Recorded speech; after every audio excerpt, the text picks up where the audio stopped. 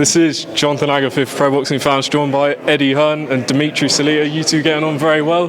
What's the situation with maybe Otto Wallin? Where's he fitting? Well, we've got to see what happens with Jermaine Franklin first. I mean, Otto Wallin is definitely an option for Anthony Joshua. So is the winner of Saturday night. And these guys are very confident. In the heavyweight division, when you always look at a guy coming off a knockout defeat, you're going to be confident. He's a good fighter, Jermaine Franklin. They've got a good team, good training team, and they're here to upset the apple cart on Saturday night, and this man believes they can do it. Dimitri, not many people here in the UK know Jermaine Franklin. He is unbeaten. Tell us why he's going to beat Dillian Whyte on Saturday. He has a great chance to win because of his incredible amateur pedigree. If you look at his career, he's beat a lot of undefeated fighters. He's beat some tough guys. He's very hungry. He took this fight very seriously. I really believe Dillian is there for the taking, coming off a KO loss. We don't know what he has left. Changing trainers. I really believe that Jermaine has the skills to pay the bills, and I really believe he's going to cash in on Saturday night. Getting nervous? Eddie. No, listen. At the end, I want to say, we almost had a heavyweight upset when Jarrell Miller almost beat Anthony Joshua on June 4th. Almost beat him. 2000. When Jarrell Miller almost beat Anthony Joshua at that face-off. Yeah, I wish him. What I mean by that is that we've had a couple of heavyweight fights that were meant to be done. We finally got one done, and I believe my guy's going to come out on top. We'll see. It's all right. I don't believe it, but I tell you what, there's a lot of pressure on this fight for Dillian Whyte. I think so. Because most people over here are going, Jermaine Franklin, like we know, and like he's a good fighter. But over here, the general consensus is should be a straightforward win for Dillian Whyte.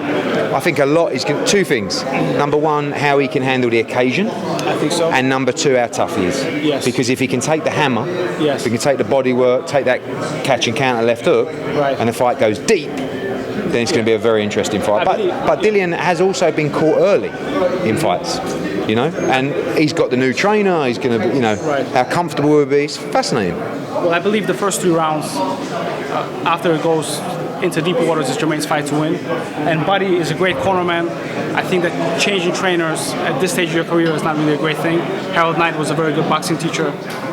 So I think that it all suits Jermaine. But again, we'll see what happens. Yeah? Okay. All right. Well, good luck, my man. Good luck to you. Good luck. Okay. That's a very classy way. Yeah, off you go. We'll catch up after, Dimitri. Is that how they say it in Britain? Yeah, off you go. Okay. Well, indication that Franklin's team's very confident. You told me after the Whyte fight that you thought Dillian a bit too nice. Watch that face-off. All that seems to have gone. Do you think we'll see a bit more of aggressive Dillian? I think that one of the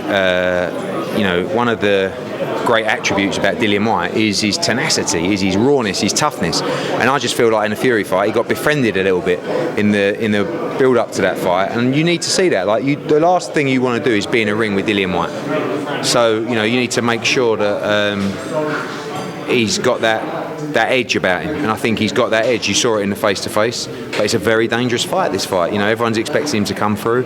Jermaine Franklin's up for it, and it's a massive opportunity for him. Is Joshua going to be ringside at Wembley? Quite possibly. He's certainly looking at fighting the winner, so he'll be watching wherever he is in the world, and if he's not here, he'll be watching on DAZN. And for Jermaine Franklin, I've already told him, you win this fight, you get Anthony Joshua, and for Dillian Whyte, he gets him as well in 2023. So massive fight for both.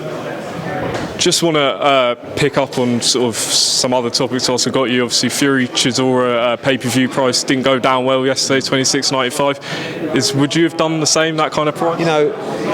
It's difficult because you've got bills to pay, right? I'm not talking about the public, I'm talking about Tyson Fury's bills and Derek Chisora's bills.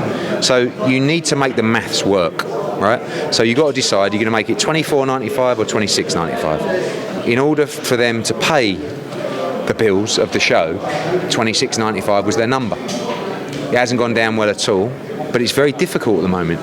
It's a very difficult time for people. Cost of living, all prices going up. You have to deliver more value than ever to the customer. Look at this weekend. You've got a show on Friday. You've got a show at Wembley. You've got a show at O2 on Saturday night. You've got a show at Alexandra Palace. Next weekend you've got 30,000 or whatever money it is at Spurs. It's a very difficult market at the moment, and it's not a good time to do a pay-per-view that isn't a necessity to watch. Do you understand what I'm saying?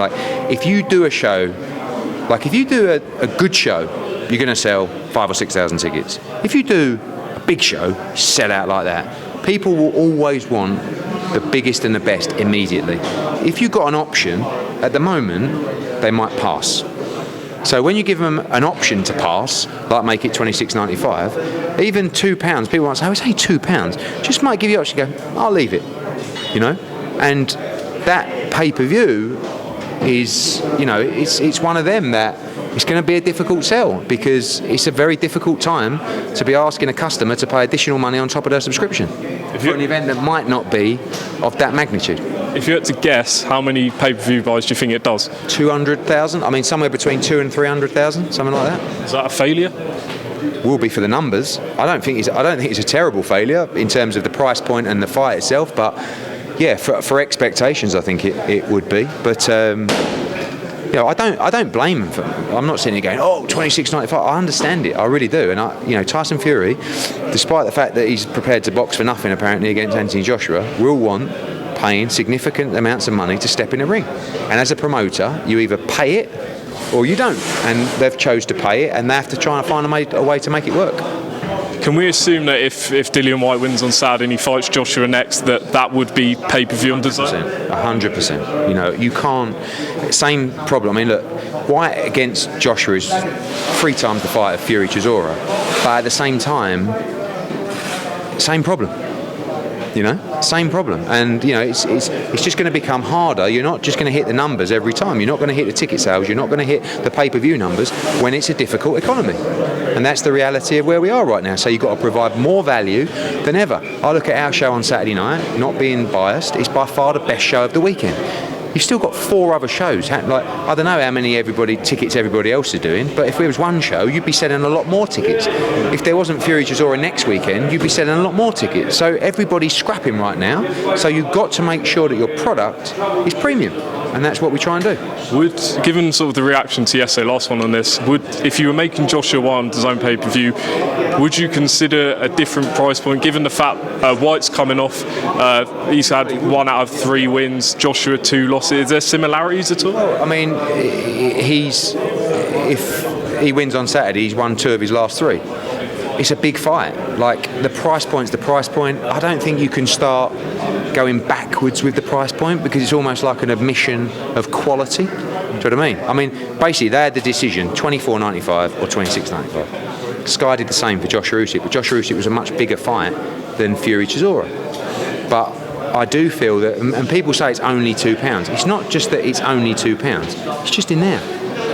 It's just that excuse to go, I'll leave it. And sometimes £2 can make all that excuse. Couple more before we finish up.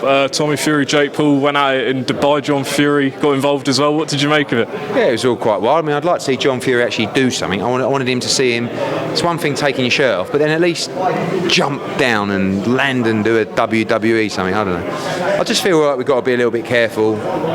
I'll put Tommy and Jake in a different bracket. I think they're boxers, but this YouTube stuff, like, I don't think, we all like hype, right? I hope tomorrow at the press conference between Whyte and Franklin, they go at it and he's trash talking him. But we can't, in my opinion, just allow people to be fighting on the streets, going around wrestling people and having street fights, especially the TikTok and YouTube community that actually my kids follow and watch.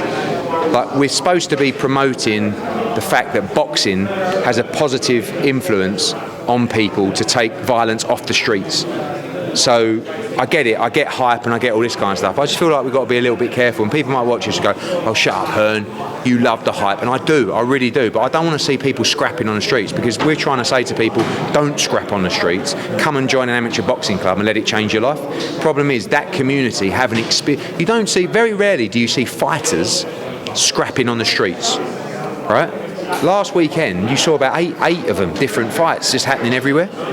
Like, it's not a joke. And by the way, if that happened to a fighter, someone would have got badly hurt.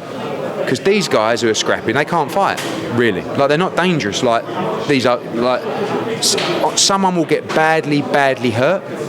And we've got a responsibility to just say, whoa, guys, YouTube boxing's YouTube boxing. And I think it's entertainment. But at the same time, like, my daughter goes to Brentwood Amateur Boxing Club.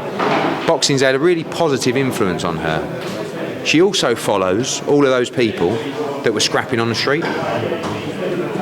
So, and she sees all that. Do you know what I mean? Now it's a young girl, might be different to a young boy, whatever. I don't think so.